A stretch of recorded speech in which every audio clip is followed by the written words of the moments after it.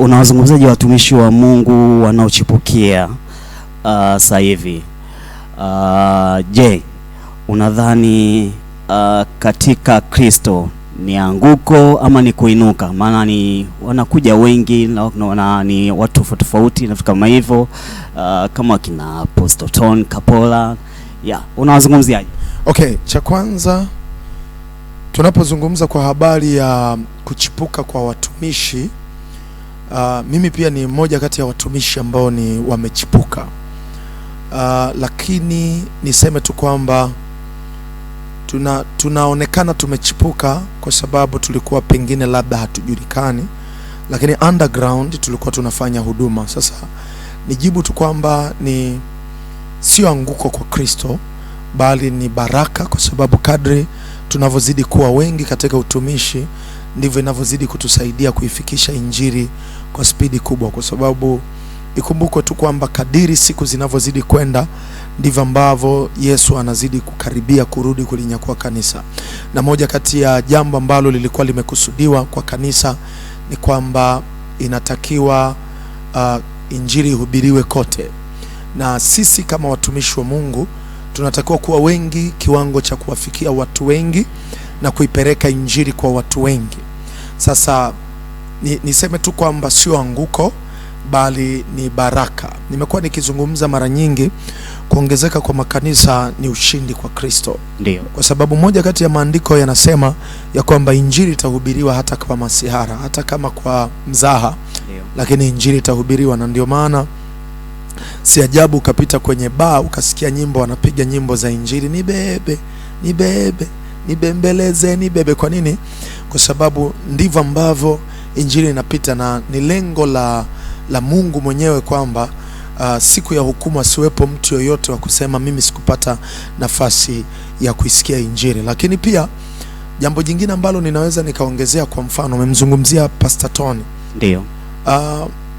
Kwanza Pastor Tony, mimi nimepata neema kwa kiasi sana kuwa sehemu, yani kuwa karibu na baadhi ya watu waliowahi kuwa karibu na yeye.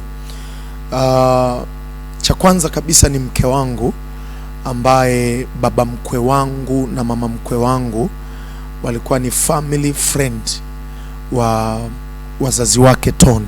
Ndio. Kwa hiyo mke wangu pamoja na dada zake Tony waliwahi kucheza, kuishi pamoja kama marafiki kwa muda mrefu.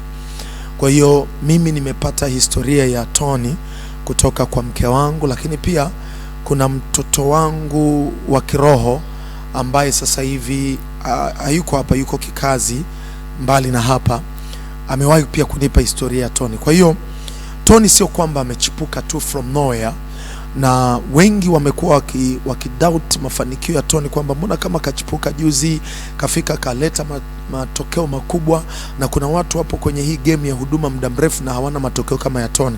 Niseme Tony, mimi wanapenda hajui kama ninamfananisha hivi, lakini Tony ninamfananisha na mwelezi wa Lebanoni. Mielezi ni miti ambayo kuinuka kwake juu kunategemeana na mizizi imeendaje chini. Okay. Yes, mielezi ya Lebanoni, Wakristo wengi wamekuwa wakifananishwa na ambao wako vizuri wanafananishwa na mielezi ya Lebanoni.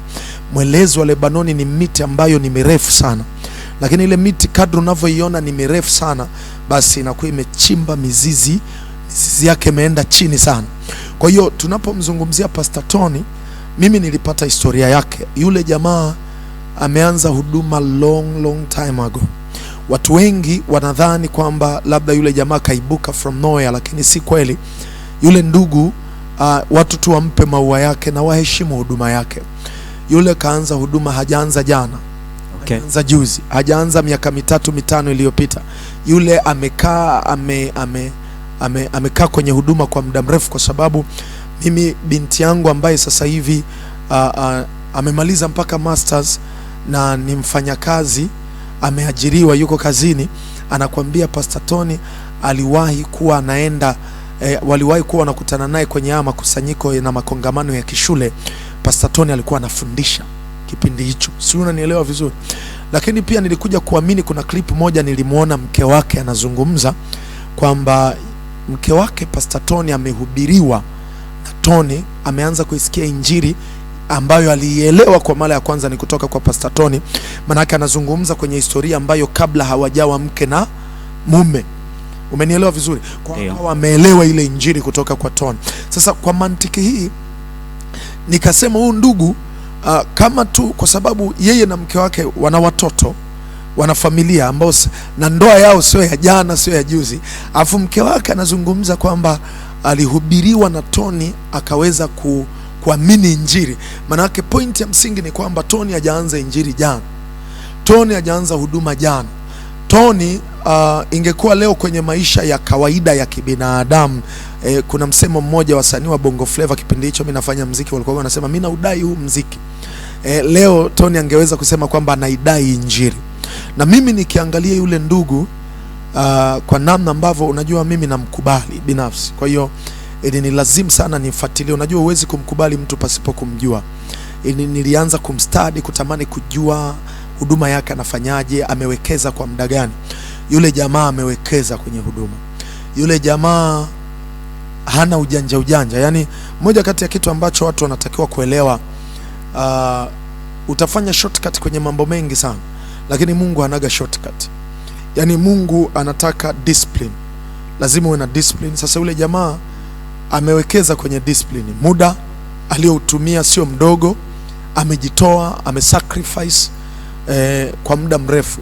Kwa tunapoyaona matokeo makubwa leo yanatokea kwa Pastor Tony, mimi binafsi when I see the guy I salute him. Ingawa kwa wachungaji wengi sio rahisi sana ku appreciate watumishi wengine, lakini kwangu mimi huwa ninaona kwamba ukimwona mtu kabarikiwa, mpe maua yake, thamini alicho nacho, ili na wewe Mungu akupe neema, kwa sababu watumishi wengi hawapokei neema kutoka kwa watumishi waliobarikiwa, kwa sababu badala ya kuwabariki na kuwafurahia wanawasema vibaya kwa wivu na chuki. Kwa ndio maana mtu anashindwa kuwa imparted.